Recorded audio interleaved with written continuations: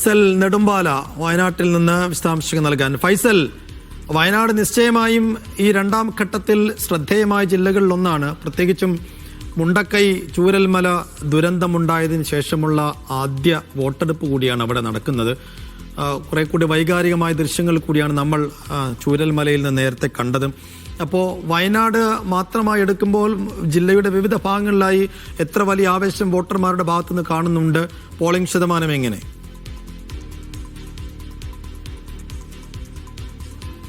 സൈഫു സൂചിപ്പിച്ചതുപോലെ തന്നെ ഏറ്റവും പ്രധാനമായി പറയാനുള്ളത് മുണ്ടക്കൈ ചൂരൽമല ദുരന്തത്തിന് ശേഷം നടക്കുന്ന ആദ്യത്തെ തദ്ദേശ സ്വയംഭരണ തെരഞ്ഞെടുപ്പാണ് നടക്കുന്നത്. അതുകൊണ്ട് തന്നെ സർക്കാരിന്റെ ഒരു വിലയിരുത്തൽ കൂടിയായിരിക്കും ഈ തെരഞ്ഞെടുപ്പ് എന്നുള്ള കാര്യത്തിൽ സംശയമൊന്നുമില്ല. നമ്മൾ രാവിലെ 6 മണി മുതൽ തന്നെ ചൂരൽമലയിലായിരുന്നു ഉണ്ടായിരുന്നത്. ദുരന്തബാധിതരായിട്ടുള്ള ഒരുപാട് ആളുകളെ നമ്മൾ കണ്ടു. അവരെ സംബന്ധിച്ചിടത്തോളം അവർക്ക് ആ ആളുകളെ ഒരിക്കൽ കൂടി കാണാനുള്ള ഒരു അവസരം എന്ന് പറയുന്നത് ഇതുപോലുള്ള തെരഞ്ഞെടുപ്പുകളോ അല്ലെങ്കിൽ കല്യാണങ്ങളോ അല്ലെങ്കിൽ അത്തരത്തിലുള്ള പരിപാടികളൊക്കെ വന്നാൽ മാത്രമേ ഈ മുണ്ടക്കൈയിൽ നിന്നും ചൂരൽമലയിൽ നിന്നും വിവിധ ഇടങ്ങളിലേക്ക് മാറിയ ആളുകളെ കാണാനുള്ള ഒരു അവസരം അവർക്ക് ഉണ്ടാകുള്ളൂ.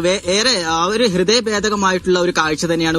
ദുരന്തം കഴിഞ്ഞ് ഏകദേശം 1.5 വർഷം ആകാറാവുമ്പോഴും അവരിപ്പോഴും ആ വേദനയിൽ നിന്ന് മുക്തമായിട്ടില്ല എന്നുള്ളതാണ് അവരുടെ വാക്കുകളിൽ നിന്ന് മനസ്സിലാക്കുന്നത്. എല്ലാ കാലത്തും ആ തിരഞ്ഞെടുപ്പിനെ സംബന്ധിച്ചിടത്തോളം അവരൊരു ഉത്സവമായി ആഘോഷിച്ചിരുന്ന മുണ്ടക്കൈയും ചൂരൽമലയും, മുണ്ടക്കൈ എന്ന് പറയുന്ന ഒരു വാർഡ് തന്നെ ഇത്തവണ ഇല്ല. മുണ്ടക്കൈയിലും ചൂരൽമലയിലും ഒരുമിച്ച് ചേർത്തുകൊണ്ട് ചൂരൽമലയിലാണ് ഇത്തവണ ഒരു ഒറ്റ വാർഡാക്കിക്കൊണ്ടാണ് അവിടെ തെരഞ്ഞെടുപ്പ് നടക്കുന്നത്.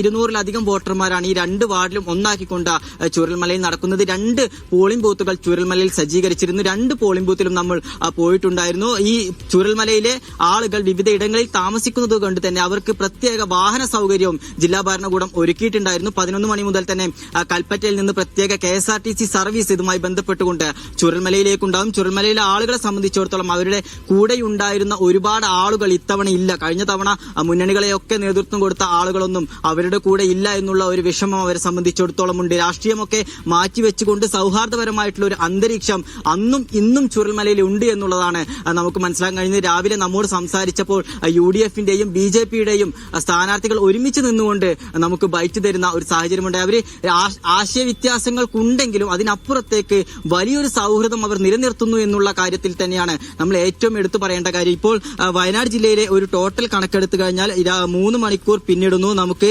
16.56% ഇതുവരെ വോട്ടിംഗ് രേഖപ്പെടുത്തി. അതിൽ ഏറ്റവും കൂടുതൽ വോട്ടിംഗ് നടത്തിയത് കൽപ്പറ്റ മുനിസിപ്പാലിറ്റിയിലാണ്. 17.56% കൽപ്പറ്റ മുനിസിപ്പാലിറ്റിയിൽ രേഖപ്പെടുത്തി. മാനന്തവാടി മുനിസിപ്പാലിറ്റിയുടെ കണക്കെടുത്താൽ 16.88% എന്നുള്ളതാണ്. അതുപോലെ സുൽത്താൻ ബത്തേരിയിൽ 15.23% എന്നുള്ളതാണ് കണക്ക്. ഇനി അതിനെ നമ്മൾ ബ്ലോക്ക് തലത്തിലേക്ക് പരിശോധിച്ചു നോക്കുകയാണെങ്കിൽ മാനന്തവാടി ബ്ലോക്കിൽ 16.3% ഉണ്ട്. സുൽത്താൻ ബത്തേരിയിൽ 16.75%, കൽപ്പറ്റ ബ്ലോക്കിൽ 17.8%, അതുപോലെ പനമരം ബ്ലോക്കിൽ 15.35%. ഇപ്പോൾ വയനാട് ജില്ലയിലെ ഒരു ടോട്ടൽ കണക്ക് എല്ലാ കാലത്തും UDF-നൊപ്പം നിൽക്കുന്ന ഒരു ജില്ലയാണ് വയനാട്. കൃത്യമായി കൊണ്ടുള്ള ഒരു വോട്ട് ബാങ്ക് വയനാട്ടിലുണ്ട്. എന്തായാലും വളരെ ആത്മവിശ്വാസം ഇപ്പോഴും സ്ഥാനാർത്ഥികളൊക്കെ തന്നെ അല്ലെങ്കിൽ നേതാക്കളൊക്കെ തന്നെ അതുമായി ബന്ധപ്പെട്ടുകൊണ്ട് കൃത്യമായി അവരുടെ ആത്മവിശ്വാസം ഇപ്പോഴും പങ്കുവെക്കുന്നുണ്ട്.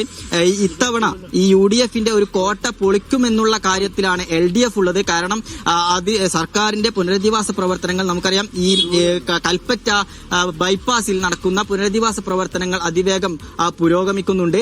അപ്പോൾ അതൊക്കെ ജനങ്ങൾ വിലയിരുത്തുമെന്നുള്ള കാര്യം പറയുന്നുണ്ട്. അതുമാത്രമല്ല, നമ്മൾ എല്ലാ കാലത്തും പറയുന്നത് ചുരം ബദൽ മാർഗവുമായി ബന്ധപ്പെട്ടുകൊണ്ടുള്ള തുരങ്കപാതയുടെ നിർമ്മാണ പ്രവർത്തനങ്ങൾ അതിവേഗം പുരോഗമിക്കുന്നു. അപ്പോൾ ഈ കാര്യങ്ങളൊക്കെ വയനാട്ടിലെ ജനങ്ങൾ ചർച്ച ചെയ്യുമെന്നുള്ള കാര്യത്തിൽ ഒരു സംശയമില്ല. മറ്റൊരു ഭാഗത്ത് UDF-ന്റെ ഒരു കണക്കെടുത്തു കഴിഞ്ഞാൽ സർക്കാരിനെതിരെ ഒരു ഭരണവിരുദ്ധ വികാരം ഇത്തവണ ഉണ്ടാകും. ഒരു സെമി ഫൈനൽ പോരാട്ടം എന്നുള്ള നിലക്ക് സർക്കാരിനെതിരെയുള്ള കൃത്യമായി കൊണ്ടുള്ള ഒരു തെരഞ്ഞെടുപ്പായിരിക്കും എന്നുള്ള കാര്യമാണ് UDF പറയുന്നത്. മാത്രമല്ല, ശബരിമല കൊള്ള ഉൾപ്പെടെയുള്ള വിഷയങ്ങൾ നിലനിൽക്കുന്നു. അപ്പൊ ഈ വിഷയങ്ങളൊക്കെ തന്നെ ചർച്ച ചെയ്തുകൊണ്ട് വയനാടൻ ജനത ഇത്തവണ വോട്ട് ചെയ്യുമെന്നുള്ള കാര്യമാണ് UDF നേതാക്കൾ പറയുന്നത്. രാവിലെ T. സിദ്ദിഖ് MLA ഉൾപ്പെടെയുള്ള ആളുകൾ കൃത്യമായി കൊണ്ട് നമ്മോട് ആ കാര്യം വിശദീകരിച്ചതാണ്. ഏറെ വൈകിക്കൊണ്ട് പുനരധിവാസ പ്രവർത്തനങ്ങൾ തുടങ്ങുമ്പോൾ ആ ഒരു പ്രശ്നം വയനാട് ജില്ലയിൽ നിലനിൽക്കുന്നുണ്ട്. ദുരന്തബാധിതരൊക്കെ തന്നെ അങ്ങനെ ആ ഒരു രീതിയിലായിരിക്കും വോട്ട് ചെയ്യുക. അത് മാത്രമല്ല, ഈ മുണ്ടക്കൈ ചൂരൽമല ഉൾപ്പെടുന്ന 11-ാം വാർഡും 12-ാം വാർഡും ഒക്കെ അത്തരത്തിലുള്ള കാര്യങ്ങളിൽ ജനങ്ങൾ വിധിയെഴുത്തുമ്പോൾ ഞാൻ നിൽക്കുന്നത് ഇപ്പൊ എന്റെ